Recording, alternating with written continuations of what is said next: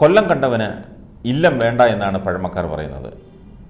അടിയൊഴുക്കുകൾക്കും അട്ടിമറികൾക്കും പേരുകെട്ട മണ്ഡലം കൂടിയാണ് കൊല്ലം. കേരള രാഷ്ട്രീയത്തിലെ പ്രബലന്മാരായ N Sreekandan Nair, M A. Baby, S Krishnakumar, Shibu Baby John ഉൾപ്പെടെയുള്ളവർ കൊല്ലത്തെ അപ്രതീക്ഷിത അടിയൊഴുക്കുകളുടെ ഇരകളാണ്. അജയ്യരെന്ന് പേരുകേട്ട പല നേതാക്കളും കൊല്ലത്തെ അടിയൊഴുക്കിൽ കടപുഴകി വീണിട്ടുണ്ട്. പരാജയം ഉറപ്പിച്ച പലരും അട്ടിമറിയും നേടിയിട്ടുണ്ട്. അതുകൊണ്ട് തന്നെ കൊല്ലത്തെ തെരഞ്ഞെടുപ്പ് മുന്നണികൾക്ക് പ്രചാരണ കസർത്തുകൾ മാത്രമല്ല, അടിയൊഴുക്കുകളുടെ സൂക്ഷ്മ നിരീക്ഷണവും പ്രവാഹം സൃഷ്ടിക്കലും വഴിതിരിച്ചുവിടലും കൂടിയാണ്. സിറ്റിംഗ് എം പി കൂടിയായ UDF സ്ഥാനാർത്ഥി NK പ്രേമചന്ദ്രൻ, നടനും കൊല്ലം MLA-യുമായ LDF സ്ഥാനാർത്ഥി M മുകേഷ്, BJP സ്ഥാനാർത്ഥി കൃഷ്ണകുമാർ എന്നിവരുടെയും മുന്നണി നേതൃത്വത്തിന്റെയും നെഞ്ചെടുപ്പ് കൂട്ടുന്ന ചില അടിയൊഴുക്കുകൾ ഇത്തവണയും കൊല്ലത്ത് ഉരുണ്ടുകൂടുന്നുണ്ട്. ഇവിടുത്തെ പഞ്ചായത്തുകളിൽ ഭൂരിപക്ഷവും സ്ഥിരമായി LDF-ന്റെ കയ്യിലാണ്. 2014 ലോക്സഭാ തെരഞ്ഞെടുപ്പ് നടക്കുമ്പോൾ ചവറ ഒഴികെ കൊല്ലം പാർലമെന്റ് മണ്ഡലത്തിലെ 6 നിയമസഭാ സീറ്റുകളും LDF-നായിരുന്നു.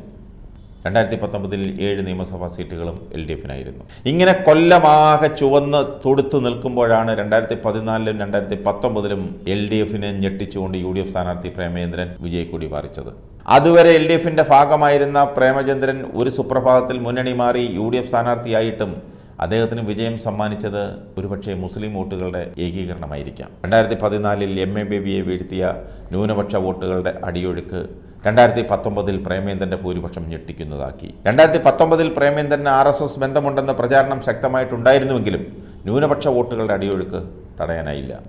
ഇത്തവണ പ്രേമചന്ദ്രൻ മോദിയുടെ വിരുന്നിൽ പങ്കെടുത്തതും മോദിയെ പുകഴ്ത്തിയത് ന്യൂനപക്ഷ മേഖലകളിൽ LDF ശക്തമായ പ്രചാരണ ആയുധമാക്കിയിട്ടുണ്ട്. ഇത് ന്യൂനപക്ഷ മനസ്സുകളിൽ വലിയ ഇളക്കം സൃഷ്ടിച്ചതായും പ്രചാരണമുണ്ട്. പൗരത്വ ഭേദഗതി നിയമം, മണിപ്പൂർ പ്രശ്നം അടക്കമുള്ള വിഷയങ്ങളിൽ പ്രേമചന്ദ്രൻ പാർലമെന്റിൽ നടത്തിയ പ്രസംഗങ്ങളും ഇടപെടലുകളും ചൂണ്ടിക്കാട്ടി അടിയൊഴുക്ക് തടയാനുള്ള ശ്രമത്തിലാണ് UDF-ഉം. വിവിധ ന്യൂനപക്ഷ പ്രസ്ഥാനങ്ങളുമായി പ്രേമചന്ദ്രനുള്ള ആത്മബന്ധം അടിയൊഴുക്കിനുള്ള LDF-ന്റെ ശ്രമങ്ങളെ അട്ടിമറിക്കുമെന്ന പ്രതീക്ഷയും UDF-നുണ്ട്. ന്യൂനപക്ഷ വോട്ടിന് പുറമെ കഴിഞ്ഞ 2 പാർലമെന്റ് തെരഞ്ഞെടുപ്പുകളിലും ഭൂരിപക്ഷ സമുദായ വോട്ടുകളുടെ ഏകീകരണവും പ്രേമേന്ദ്രന് അനുകൂലമായിരുന്നു.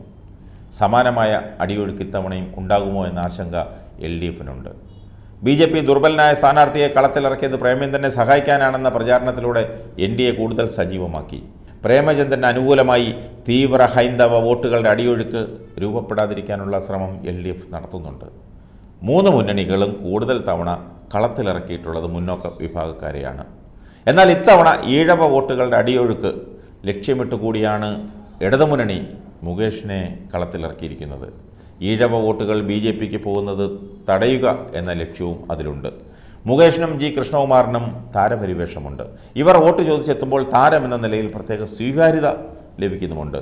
ഇടതു വോട്ടിനൊപ്പം താരമെന്ന നിലയിലുള്ള സ്വീകാര്യത കൂടി വോട്ടായി മാറിയാൽ പ്രേമേന്ദ്രനെ വീഴ്ത്താമെന്ന പ്രതീക്ഷയിൽ കൂടിയാണ് LDF മുകേഷിനെ സ്ഥാനാർത്ഥിയാക്കിയത്.